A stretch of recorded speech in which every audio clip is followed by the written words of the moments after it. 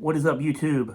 All right, today let's do a guitar collection video. I'm gonna go through all the guitars I currently own and talk about just a little backstory on them. And most of them are really modified, so I'll kind of go into some of the I'll go into all the modifications I've done and whatnot on them. So to start with, we've seen this one before. This is my 1987 Gibson Les Paul Custom in Alpine White, which, as you can see, it is not Alpine White anymore. That is one of my favorite things about nitrocellulose, is that it ages like this. And this was my dream guitar forever. 1987, it's my birth year. I always wanted a birth year Les Paul. My favorite Les Pauls were white customs, so when I found this one, I was super stoked. As you can see, it is not mint by any stretch of the imagination. It has got plenty of mojo going on with it. So everything I've done to this guitar is I replaced the pickups, replaced both pickups with fastback custom pickups. The bridge pickup is a beard comber, and the neck pickup is an old Imperial. And the reason I went with those two models is the bridge pickup is an Alnico 5 magnet. It's really high output. It's around like 16, 17K. It has a really good low end response, really tight, pretty aggressive pickup for the kind of stuff I do. It's like what I needed. The neck pickup, kind of I didn't really know, so one of my issues with Les Pauls has always been the neck pickups. I don't like that big, fat, like PAF neck pickup tone. Like, I know. It's just not for me. I don't like it. I think it's muddy. I think when I would play leads on those kind of pickups, my leads would be real muddy. I always found myself playing leads on the bridge pickup anyway. So what I really wanted was a pickup that was going to be clean. Like lower output and really clean, but really bright. So I liked the low output thing from the PAFs in the neck position, but I just didn't like, like the EQ of them. I didn't like how fat they were and like how flubby they got. So I found the Fastback Custom Old Imperial neck pickup. It's low output, but it has a ceramic magnet, which seems kind of strange. Normally you'd think ceramic magnet for like a Seymour Duncan Invader or the Marzio Super Distortion, some kind of super high output, like metal pickup. But having it in this low output, like PAF-ish kind of pickup, makes it really bright. And I love it. And it sounds great for cleans. The cleans, they retain like their mid-range and their top end very well, and the low end doesn't overpower everything. They're very articulate. It's my favorite like humbucking neck pickup I've played so far. So Fastback Custom Old Imperial neck pickup. If you're looking for something kind of different than that traditional like Les Paul PAF neck pickup thing, that's it. I've also replaced the wiring harness in this guitar. It has an Emerson pre-wired wiring harness in it, 500K pots, Emerson caps. Yeah, I had to replace the tuners on it when I got it. The original Grovers were pretty much shot. They just didn't work great. So I put the original buttons on because of how so when you look at it from the front, it looks old because these are the original buttons, but I did replace the actual tuning mechanism because the original ones were just shot. All the grommets in here all the little rubber grommets were just totally like rotted out and falling apart. So, yeah, that's pretty much it for this one. This is my number one guitar I play all the time. It still has the original frets on it, which is pretty awesome. It probably will need a refret in a few years though. So we'll cross that bridge when we get there. But yeah, that is my white 1987 Les Paul Custom. Next in line, we have a guitar I've probably had the longest. This is my 2001 Gibson Les Paul Deluxe. Yes, it is a Deluxe, despite the full-size humbuckers that you see in it. It originally had mini humbuckers, obviously. I tried every kind of pickup I could find that fit in the original routes to get the tone I wanted, and I just couldn't get there. So I routed it out for full-size humbuckers, and you guessed it, Fastback Custom Beard Comber, Fastback Custom Old Imperial. This is actually the first guitar I put these in, and I loved them so much I got another set and put them in the white one. And yeah, again, I could go on about these pickups all day. I've played a lot of different kinds of pickups, actives, passives, all kinds of different brands, and these are just my favorite. That they suit me and my style and what I need to do, and I love them. This has all new pots in it as well. They're 500K Gibson pots with... This guitar actually has original 50s Bumblebee caps in it, which, if I'm being honest with you, it doesn't really matter. It doesn't do anything. I found them on eBay. I got them for a good price, and I just thought, why not? So I bought them, put them in there. I don't ever use my tone pots anyway. So the common misconception with caps, people think like they're going to really change your tone. They only affect your tone if you actually use the tone knob, right? If you just run them wide open all the time like I do, it doesn't really do anything. But it's just kind of neat. I got them. They're in there. Cool, whatever. This guitar, as you can see, has been through a lot. So this is a 2001. I bought it brand new in maybe 2004 or 2005. It sat in this music store for years. And I used to see it in there all the time. And it has a big, long story to it that'll probably be its own video. Because it's a pretty cool story. So I'll save that for a different video. But yeah, this guitar's become my backup just because it weighs a ton. I mean, the white one is significantly lighter than this one is. I don't know what the deal with this guitar is, but it weighs a metric ton. So over the years, it's just kind of, I love the guitar. It plays great. It sounds great. But just in a live setting, it's a lot to deal with because it weighs so much. So it's just kind of, it's become the backup. This guitar has been refretted. I did the refret myself. But it was a long time ago, and it's had thousands of shows on it since then, and it's actually kind of getting due for another one. The next time I refret this guitar, and when I do decide to refret the white one, I'm going to go stainless steel on both of them for sure. This guy right here, though, see, got a little neck crack I had to repair there. Yeah, it's got a, what is this, a tusk? Yeah, it's got a tusk nut on it. Yeah. So this was my first Gibson Les Paul I ever got. And I just love it. All right.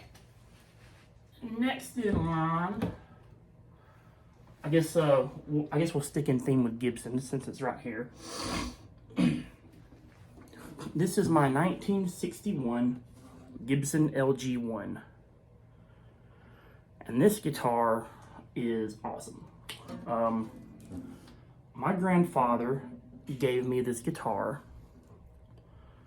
when I was about maybe 16 or 17 years old. And he played, you know, he played the crap out of it. And I have too. And it's had a lot of work done on it too. I've had to replace the bridge. I mean, not the bridge, the saddle. I've had to replace well, I'm blanking on my terminology here. I've had to replace the bone saddle. Replaced all of the pins. Did a refret on this as well. Replaced the nut on it. It needs new tuning keys. These are the original tuning keys from the 60s, and they're terrible. So it really needs new tuning keys. But this guitar is just a dream to play. I mean, it plays itself. It sounds like every classic just like old acoustic recording you've ever heard. I mean, it just has that sound to it. It's phenomenal. And it's a really cool guitar, and it's got a pretty neat story too that I'll probably save for like its own kind of dedicated video or something, because the whole way about how my granddad acquired it and how he gave it to me is pretty cool story. So I'll probably save that for something. But yeah, that is my 61 LG1. All right. Let's see, to round out the Gibson family of guitars, this is I'm not sure the exact year. I know they made this guitar between like 70 and 74, I think. It's an Epiphone something. I'm not even sure what the model number or anything. Just to be completely honest. I found this guitar at a local music store. It's pretty cheap. You know, it says Epiphone on it. And I'm pretty sure it's like plywood or something like that, but it just sounds great. I picked it up and played it, and immediately the first note I hit, I was like, this thing sounds amazing. It has a bolt-on neck for an acoustic guitar, which I just thought was super quirky. I haven't done a lot of modifications to this. I put this pickup in it because I wanted an acoustic guitar that I could play live. The Gibson, it's a little finicky, you know, it's a 61-year-old guitar, and the pickup in it is kind of okay.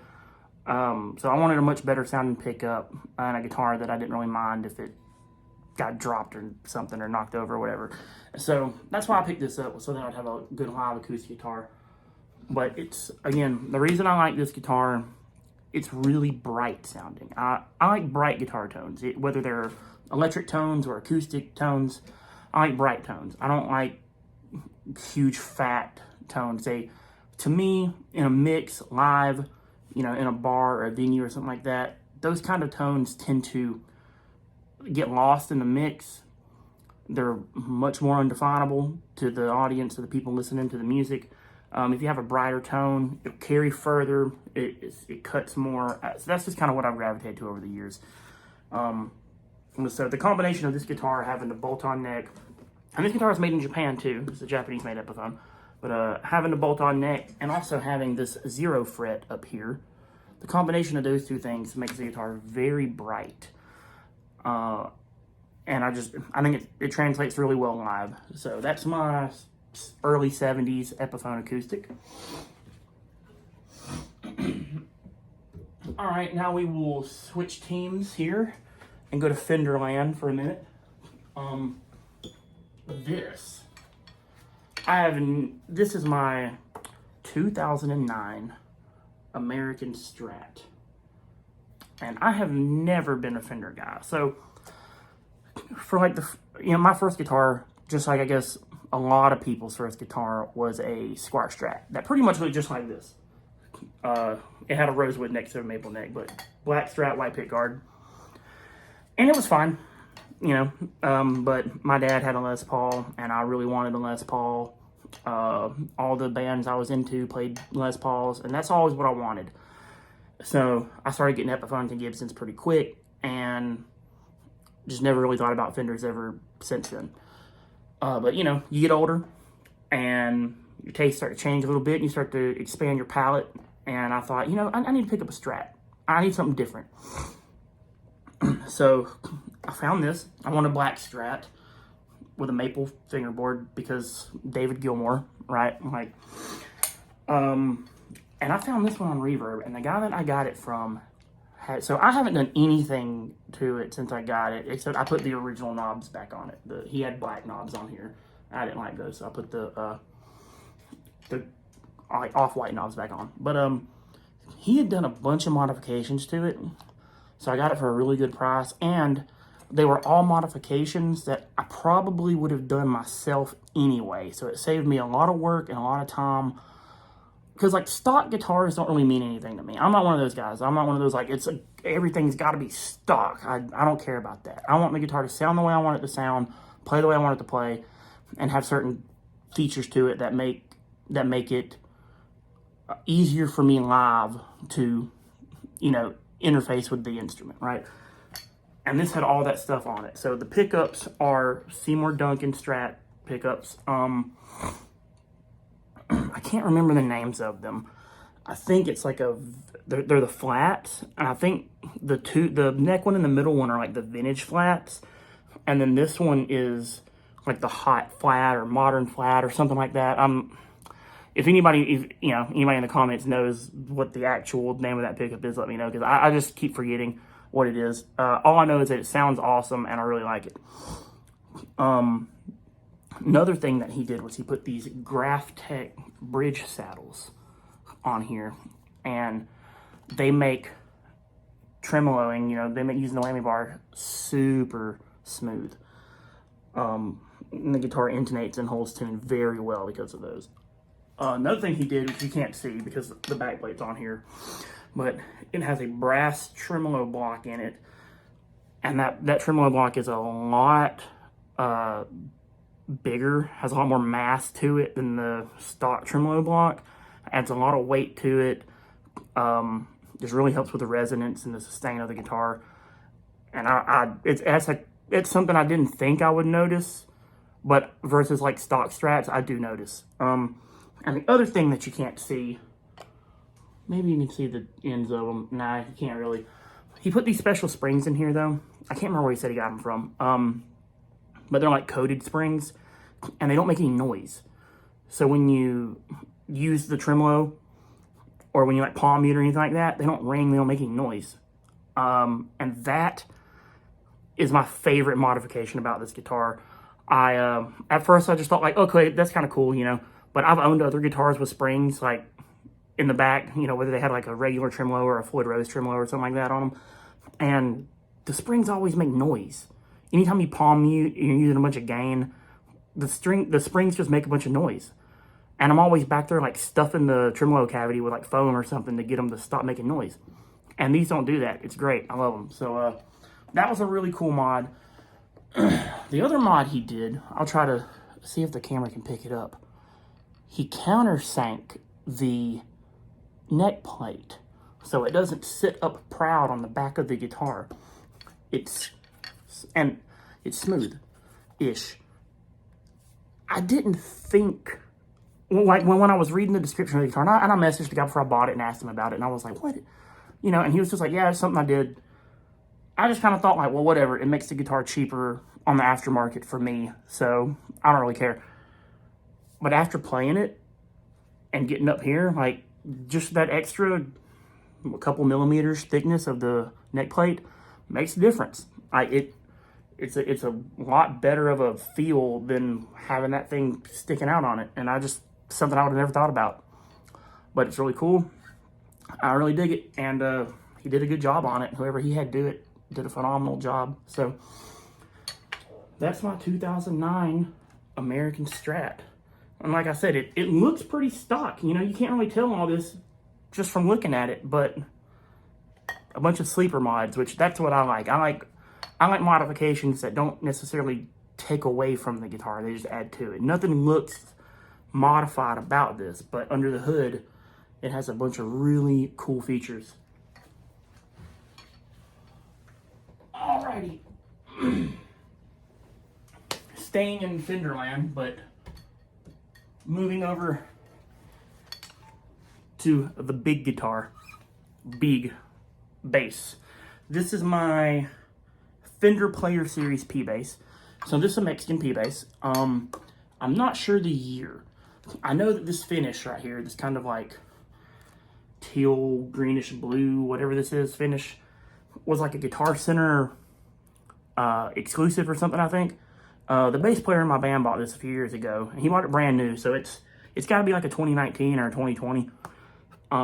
He had it for a couple months, and just went back to playing. He got something else different. He goes through basses, you know, like all of us do. He goes through instruments all the time. So he had it for a couple months. It was cool. He liked it, but you know, he had other stuff he liked more. So I wanted a bass for the studio, and they just kind of have it around. So I bought it from him, and the only thing I've done to this was I swapped out one of the bridge screws, and my brain is just not working today. Saddles. Swapped out one of the bridge saddles because it kept collapsing. Like the Allen screw in it, just like it was threaded too big or something, I guess. And so the screw just kept winding itself all the way down, and the saddle just kept collapsing. So I had one laying around in a, takeoff bin, and I just threw it on there. So that's why it's black and not chrome like the rest of them are. But it doesn't collapse under the string tension, so better than the old one. But since I'm not really a bass player, I haven't really done anything to this, any other mods. It just plays great, sounds great, sounds like a P bass. I mean, is what it is. It's just a P bass. But I don't need anything more than that. That's what I like. That's the kind of sound for bass I prefer. So yeah, it's my my P bass. And also, as you can see, I haven't said anything about it, but all my guitars, all my electrics anyway, have the DiMarzio clip lock straps on them. For me personally, just playing live, these are the best straps / strap locks I've ever tried. I've tried other things before, Schallers, Dunlops, all that kind of stuff. I've had all of them fail on me live. Either they came undone, or sometimes the whole screw just pulled out of the guitar. I don't know why, the screws weren't long enough. These come with really long screws, and they clip in, and I've just never had one of these fail on me. I've been playing guitar for 20 years. I've been touring and gigging for 15 or more years, and I've just never had one of these fail on me yet. So, knock on wood, but that's why all my guitars have these on them. Alrighty. Last but certainly not least, I saved this guitar for last because I wanted everybody to stay till the end of the video. I built this guitar. So I used to be in a deathcore band, real like Whitechapel, Oceana, Suicide Silence kind of vibes. And I just wanted a chug machine. So this is a guitar I built when I was in luthier school. I'm gonna go through this guitar a pretty good bit. So the wings are mahogany. The neck is walnut on the outsides, canary wood, and then a wingay. Fingerboard's ebony. The top is cherry, figured cherry, and then the center stripe is wingay as well. This is a baritone. It's 27-inch scale length. It has a 20-inch radius, so it's super flat. It's got a Seymour Duncan Blackout active pickup in it. So this is my only guitar with active pickup in it. I used to really be into actives. I used to play Blackouts a lot. You played EMGs a lot. Just over the years, kind of drifted away from those. Prefer the passives these days. I don't play 7 strings anymore, hardly. So this guitar doesn't get a lot of time on it anymore. Back in the day, I played it all the time. It was my main guitar. Right after I built it, I mean, obviously I built it, and the band I was in at the time, that was what we were doing. And I built it exactly how I wanted it, and it was just perfect for me at the time. Over the years, though, I have an old hand injury that kind of bothers me sometimes. So the baritone scale length, makes it a little hard on me sometimes. But every now and then I'll bust this guitar out and play through some of my old band songs in the studio and just remember how much better of a guitar player I used to be than I am now. But this guitar is awesome. The knob on it is an ebony knob, which I thought was pretty cool. There are some quirky things about building it. When I was building it, my teacher was helping me. Obviously, I went to a guitar building school, and there was teachers there to kind of show, that way you wouldn't mess anything up, right? Like, they didn't just turn you loose on it and tell you to go for it, and whatever happens, happens. But we had to change the fingerboard angle a little bit, so you can kind of see here, there's a small piece of canary wood between the neck and the fingerboard that tapers off up toward the nut. So it actually helps with some fingerboard projection, because I built the guitar too flat. So once we were getting it all finalized, put together, they were like, hey, the guitar's kind of flat. It needs a little bit more neck angle on it if you're going to put a tom bridge on it, which I was adamant about because I prefer tom bridges. So they were like, if you're going to put a tom bridge on it, it needs a little more neck angle. So we put that little piece of wood underneath there, tapered it off, fixed it. And then, as you can see, we countersank the tom too, which I think if you, a lot of people don't like tom bridges. And I think what they don't like about tom bridges is actually how it affects the neck angle of the guitar. You have to have a little bit of an angled neck. If you don't, your action will be a lot higher down here than it is up here. And that would be real uncomfortable. So you have to have more of an angled neck, because this sets up a lot higher off the body than like a Strat bridge does, right? So countersinking it into the body means you can reduce the neck angle, and it makes the guitar a lot more, you know, flat, so to speak, than say like a Les Paul or an SG or something. So I thought that was a pretty cool thing. I didn't come up with that on my own, obviously. My teachers in guitar school were like, hey, this is what we're going to do to fix the neck angle on this. And I was like, oh, man, that's pretty neat. Because being that the guitar was neck through, you know, I couldn't just like if it would have been set neck or bolt on, I could have just altered the neck angle before attaching the neck. But since I couldn't do that, that was the solution for that. So this is my custom built by me baritone 7-string. And yeah, super rad guitar. And here's another little kind of ha-ha thing about building your own guitar. I didn't make the headstock angle severe enough, right? And so since it has this reverse hockey stick thing, you can see how the string pull through the nut is a little wacky. And the low, like the two low strings, the B string and the E string, kept popping out of the nut. So I had to put a, you know, like a retaining bar on there to kind of hold them down to give some more pressure, because I didn't make the headstock angle enough.